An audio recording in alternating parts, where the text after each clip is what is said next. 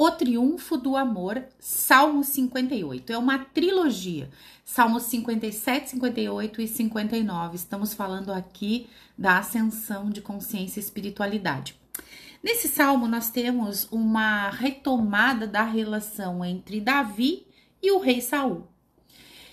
Se vocês relembrarem um pouco, para quem estuda os salmos ou as histórias bíblicas, nós temos que o rei Davi, ele provou que ele não estava querendo matar o rei Saul, que ele pega um pedaço das vestes do rei e prova. E diz, se eu realmente quisesse matar o rei, eu teria matado. Afinal de contas, eu peguei um pedaço da sua roupa. E aí, um dos seus guardas, Abner, ele diz o seguinte, não, na verdade, você não pegou, né, esse pedaço do manto real. Esse pedacinho, ele tinha ficado preso nas árvores, né? Então, o rei Davi faz como se fosse um resgate. O filho do rei Saul, inclusive, né, na sua descendência, vira um grande amigo do rei Davi. Relembrando tudo que a gente fala na psicogenealogia, que uma geração acaba sempre reparando a geração anterior. Esse salmo vai então falar dos 12 signos. Arquetipicamente, a gente estuda eles na Kabbalah. Os 12 signos nada mais são do que 12 etapas. Se você observar, esse salmo possui 12 versículos. Nós temos então uma jornada de 12 caminhos, ao que a gente chama na Kabbalah de sendeiros. Imagine que numa estrada você tem ida e vinda. Você tem o movimento de ir até um lugar e tem pessoas voltando daquele lugar. Então, em cada signo, em cada sendeiro, nós temos luz e sombra. Então, nós vamos estudar agora essas 12 mensagens que estão intrínsecas neste salmo. A 13ª mensagem é uma mensagem oculta, mas é uma mensagem de amor e de entendimento. Até porque 13 é a gematria da palavra ahavá, que é amor, que não deixa de ser um estado de salto quântico, né? Que a gente chama na Kabbalah de Da'at. É um estado de entendimento. Vamos lá. Primeiro versículo, nós temos duas palavras importantes. Humilde e perfeito. Aqui nós temos a frase, a perfeição somente inicia-se com a humildade. A humildade de entender que nada somos sem espiritualidade. A humildade de que o ego, né, e que hoje a gente está sendo regido pelo ego, nossas relações sociais são regidas pelo ego, você se preocupa com o que os outros pensam de você, você pensa sobre os outros, julga os outros te julgam. Então, é tudo essa relação do ego inferior que nós precisamos trabalhar. Esse é o 1. 2. Justiça, que é a palavra tzedek, e Adam, que é humanidade. A humanidade precisa de justiça. Então, vamos lá. Não é que Deus diga, vamos fazer justiça porque vocês foram injustos. Não. A obra da criação é justa. Ela é coerente. Há uma reparação de geração em geração através da mesma árvore genealógica. É por isso que a gente diz que eu sempre cito esse versículo, né? Sou um Deus zeloso que revisita a iniquidade dos pais nos filhos até a 3ª ou 4ª geração. A árvore genealógica já repara as gerações antepassadas, né? Então, nós estamos sempre buscando um equilíbrio. E isso é justo, né? Isso que nós temos que entender. Vamos para o versículo 3. No versículo 3, nós temos duas palavras importantes. Coração e terra. Então, a terra precisa de mais pessoas com sentimento e alma. A palavra coração, ela começa com a letra Lamed. Eu sempre falo por aqui que é a minha letra L, ela é a letra do acesso ao conhecimento elevado. Então, para que a gente manifeste algo coerente na vida, nós precisamos engravidar essa palavra, esse entendimento no coração. E nós precisamos de mais pessoas que acessem o conhecimento e que manifestem, engravidem esse entendimento antes de manifestar a sua luz, né? Então, a vida precisa dessas pessoas coerentes. Vamos lá. Próxima palavra, 4, versículo 4. Útero e malvados. É preciso que os malvados renasçam para aprenderem o bem. Aqui nós podemos ter uma visão de reencarnação. Eu gosto muito da visão dos fractais reencarnatórios. Nós somos um fractal da nossa árvore genealógica que se revisita de geração em geração. Então não existe o mal, existe a oportunidade de acordo com uma lei que rege o universo, que é justa e que possibilita a gente ressignificar o mal dentro do próprio sistema. Não esqueça, você atrai quem você é. Depois nós temos o versículo 5, as palavras veneno de serpente. Aqui nós temos que todo veneno, ele é originado de uma serpente. E vamos lá.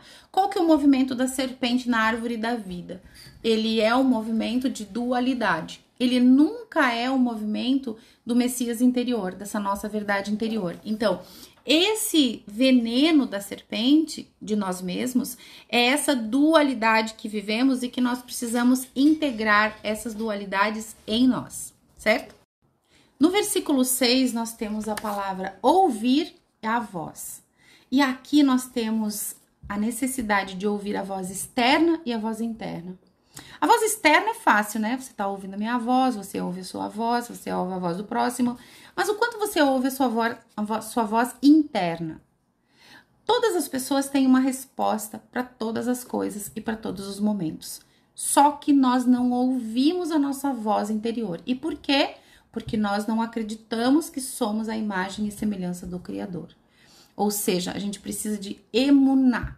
O que é emuná? Acreditar, né? Que nós temos as respostas. E sempre estamos dependendo do outro para chancelar as nossas respostas. No versículo 7, nós temos Adonai, que é Deus, que é o atributo do amor, e nós temos Elohim, que Elohim no hebraico ele significa deuses, que nada mais é do que as dimensões. Então nós temos em nós os mundos, que na Kabbalah tem uma nomenclatura. Vamos trazer para o nosso dia a dia fogo, água, ar e terra, o equilíbrio da tua dimensão matéria, emocional, mental e espiritual. Essa é a lição do versículo 7. No versículo 8, nós temos água e guie. Então, aqui nós temos, é melhor um caminho duro que nos guie para processos nobres e de quebra a toda pedra, como faz com seu devido tempo as rochas. Tem um ditado que diz assim, água mole em pedra dura, tanto bate até que fura. Então, aqui nós temos esse caminho das águas. Ninguém para as águas, né? As nossas águas internas precisam de constantemente renovação, para que a gente trabalhe os nossos rochedos. Depois nós temos no versículo 9 a palavra sol. O sol, gente, nós temos o sol exterior, que é o sol que nos ilumina essa vida, e nós temos o nosso sol interior, que é a nossa verdade. Isso é o que nós buscamos na psicogenealogia, associada a Kabbalah, a verdade de cada um, né? E quando a gente encontra a nossa verdade, nós somos potentes. O problema é encontrar essa luz interna que guia o nosso caminho e o caminho alheio. Depois nós temos no versículo 10 a palavra como vivo. Como uma pessoa está viva espiritualmente. A pessoa viva espiritualmente, ela tem brilho no olhar, ela tem tenacidade, ela tem amor à vida. Ainda que ela esteja cansada fisicamente, ela é uma sedenta da vida. Ela está a serviço da vida. Ela não desiste. Ela está aqui para transbordar o seu entendimento para o próximo. É isso que o versículo 10 fala, né? Essa completude. Já no versículo 11, nós temos justo e malvado. Olha só, luz e sombra juntos no mesmo versículo. 11 é um estado de entendimento, né? Aqui nós temos que o justo retifica o malvado.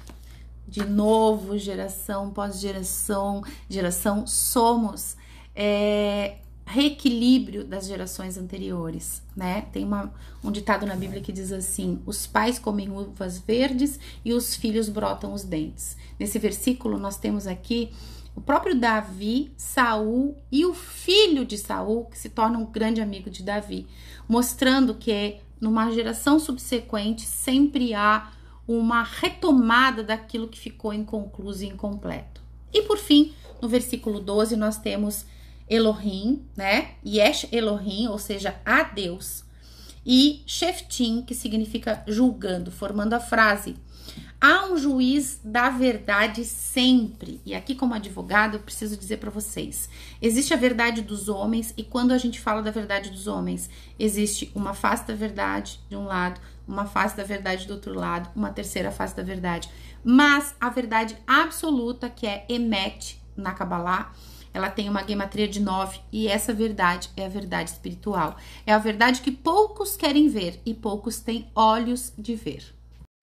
E com base em todos esses versículos, a gente pode resumir no seguinte texto: a perfeição somente inicia-se com a humildade. É preciso que a humanidade precise de justiça. Mas a Terra também precisa de mais pessoas com sentimento e alma. E a renovação ocorre através da necessidade com que os malvados renasçam para aprenderem o bem. Em outras palavras, todo veneno é originado de uma serpente, nunca do Messias interno que há em todo ser humano. Para tanto, é preciso saber ouvir a voz interna e externa. Nesse contexto, estaremos cooperando com Deus para equilibrar o nosso mundo, interno e externo, pelas vias do atributo da justiça e do amor.